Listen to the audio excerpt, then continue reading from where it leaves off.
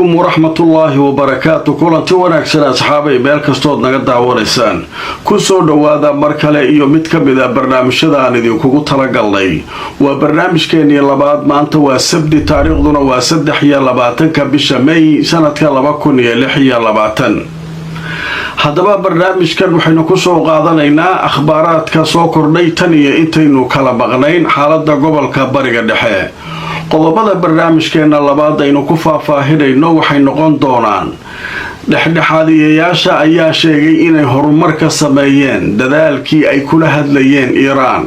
waa Qatar iyo Pakistan haddaba warbixin horudhac ah oo waxa ay ogolaatay Iiraan la soo saaray ayaa xog qayb ka mid ah waxa heshay Al Jazeera waana idin la wadaagi doonaa iyadoo laga warsugayo Trump iyo kooxdiisa iyaguna inay ka soo jawaabaan xaaladdu halka ay marayso iyo warbaahintu waxa ay ka yiraahdeen rajada laga qabo in heshiis la gaaro haddaba maxaa lagu heshiin doonaa arinta nuclear-ka miya mise arrimo kale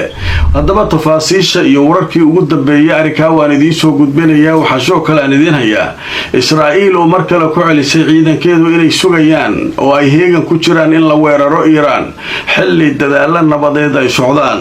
haddaba wararkaas isdaba marsan ayay soo kordhay barnaamijka intaan ku jirno wixii kale oo soo kordhana intaanu barnaamijka ku jirno ayaan idiin soo gudbinaynaa asxaabay meel kastood naga daawanaysaan ku soo dhawaada barnaamijkeena labaad maanta waa sabti taariikhduna waxay ku beegan tahay 23 bisha May sanadka 2026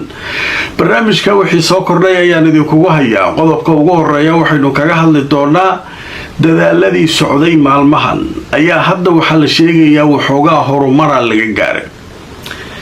waxaad ogtihiin taliyaha ciidanka Pakistan iyo wafdi Qatar inay maalmahan ku sugnaayeen saacadihii la soo dhaafayna kulamo xasaasi ah ay la yeesheen madaxda Iiraan iyagoo si kasta u bariyay in arrinkan tanaasul lagu sameeyo oo aan dagaal la aadin taliyaha wuxuu la kulmay markii hore wasiirka arrimaha dibadda Iiraan kadib madaxweynaha iyo gudoomiyaha baarlamaanka Qalibaaf raggaasoo dhan ayuu arkay wafdigii Qatar iyaguna sidoo kale arrimahaasoo dhan laga hadlay marka hadda waxa leeyahay Iiraan waxbay ogolaatay haddaba Al Jazeera waxay leedahay waxaynu ogaanay xogta ku saabsan waxa Iiraan ay ogolaatay oo dhexdhexaadiyaasha loo dhiibay oo dhexdhexaadiyaashuna ay Mareykanka la wadaageen oo Mareykanka jawaabtiisa laga sugayo haddaba markaan idin soo wararkii ugu dambeeyay ee sheekada laga qoray telefishinka Al Jazeera wuxuu leeyahay sarkaal ka tirsan Iiraaniyiinta waxa uu ka hadlay in heshiis is-afgarada ay la gaareen dhexdhexaadiyaasha Pakistan waxaan sugaynaa ayuu yiri dhanka jawaabta Mareykanka heshiiska is-afgaradka ayaa waxa lagu sheegay in markaa uu ka mid yahay joojinta dagaalka qaadista xayiraadda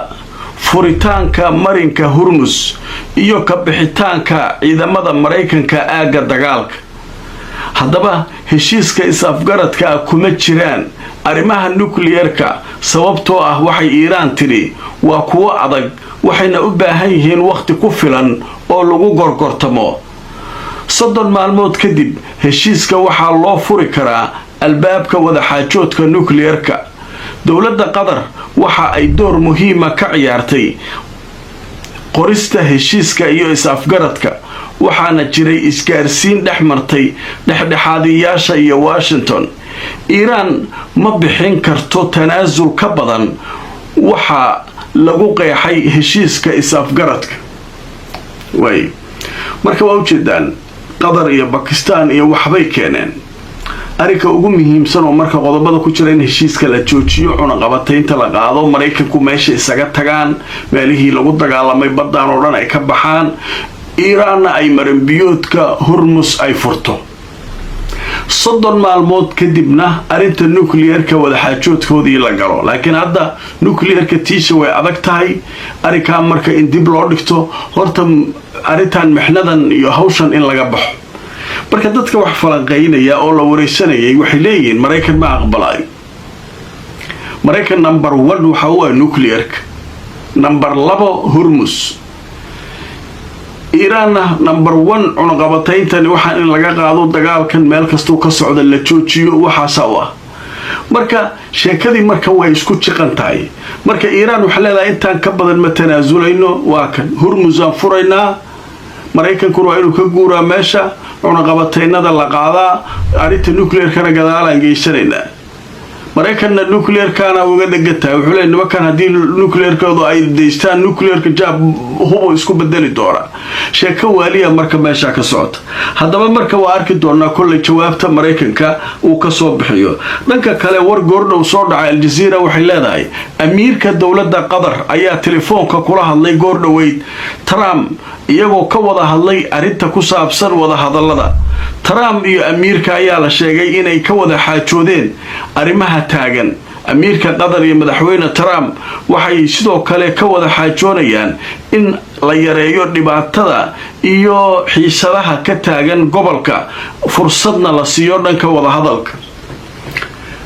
inkastoo faahfaahin badan aan laga bixinin nimankii qadariyiinta ahaa waxay la hadleen dawladoodii amiirkii marka wuxuu wacay Washington wuxuu leeyahay bal arinta meel fiican aan keenay meesha ka wad Trump marka wax kale oo tafaasiil oo dheeraada oo inta ku saabsan oo soo kordhay ayagana ma jiraan dhanka kale waxaa la sheegayaa taliyaha ciidanka wadanka Pakistan ayaa dadaal badan u galay sidii arimahan la isugu soo dhaweyn lahaa marka meesha Iran ay ka bilaabayso iyo meesha macalinka weyn uu ka bilaabayo way kala duwan yihiin marka sidee la isu waafajin karaa ayaa meesha taagan marka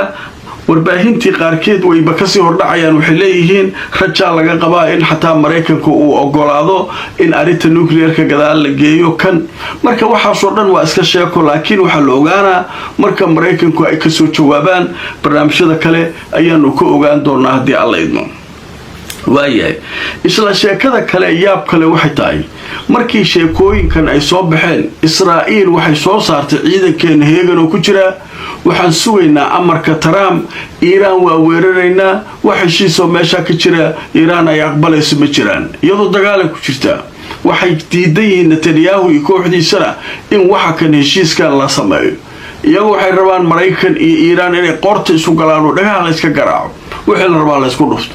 marka sheekadaas iyadoo halkaas maray arintu soo wargeyska la yiraahdo Ra'yul Yawm wuxuu leeyahay ciidamada Israa'iil waxay sheegeen xaalad degdeg ah inay wali ku jiraan ayna sugayaan go'aanka Mareykanka kaasoo markaa ay filayaan in dib loo bilaabi doono dagaalka Iran ka dhanka ah waxaana jirta gudaha Israa'iil cabsi laga qabo heshiis lama filaana in mar dhow la gaarana way ka baqayaan macnaha Iran iyo Mareykanka in heshiisyadan waxaan socda in marka heshiis la gaaro way ka baqayaan iyagu marka waxay dantooda ku jirtaa lagu leeyahay sheekada halkaas ay marka baraysa marka waa sheeko marka yaab laha taagan wada xaajoodkii marka xoogaa la geliyay Qatar ku soo biirtay Pakistan xoogaa waxba laga soo tagay marka Iran maxay ka tanaasushay ayaa la weydiiyay nin khabiira wuxuu yiri sida hadda ku cad meesha Iran marinbiyoodka Hormuz inay fasaxayso marinbiyoodka Hormuz inay maartay awdaba marinbiyood u baxirnay maalmo bashar la tusodon laakiin hadda iska maray dhehaysa laakiin iyadu way joogaysaa meesha Mareykankuna ka baxay tirmeesh Mareykanku waa inuu ka tagaa meesha diyaaradahan maraakiibtan watay waxa dhan meesha ka baxaan marinbiyoodkuna waa furan yahay iyadoo markay rabtay marka xiri kartaa meeshaas u fadhidaa marka hawshaas marka halkaas marka maraysa kulay wixii akhbaarada waa arki doonaa qadar xayeysiisha kadib waxaan galaynaa wixii akhbaarada soo dhacay inta aanu barnaamijka ku jirsan meel kastoo naga daawanaysaan ku soo dhawaada barnaamijkeena labaad maanta waa sabti taariikhduna waxay ku beegantahay 23 qaybihii ugu dambeeyay barnaamijkeenu marina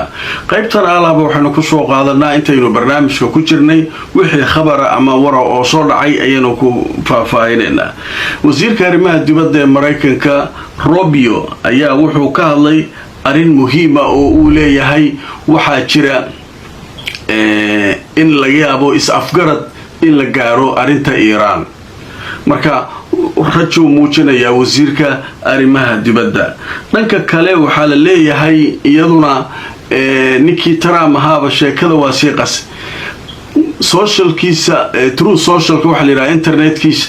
ayuu soo dhigay khariidadii Iiraan oo calanka Mareykanka la dul saaray sawir iyo buuq farbadana darbeeshi ka taagan oday maskax falluuq qaba waay marka wararkaas ayaa soo kordhay intaanu barnaamijka ku jirnay asxaabay wixii akhbaarada ee soo dhacay arimaan ku saabsan barnaamijyadeeda dambe ayaan idin kula socodsiin doonaa